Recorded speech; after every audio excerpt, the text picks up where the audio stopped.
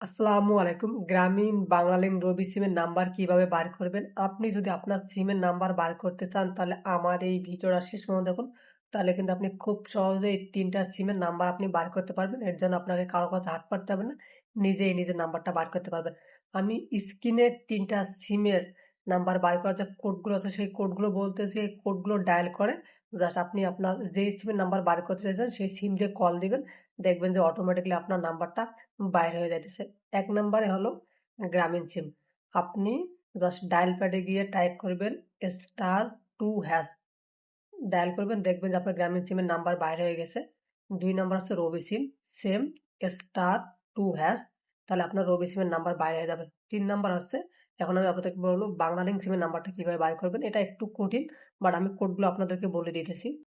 *511# এটা যদি আপনি ডায়াল করেন তাহলে খুব সহজে আপনি আপনার বাংলালিংক সিমের নাম্বার বার করতে পারবেন। এই ৩ টা কোডের মাধ্যমে আপনি ৩ টা সিমের নাম্বার বার করতে পারবেন।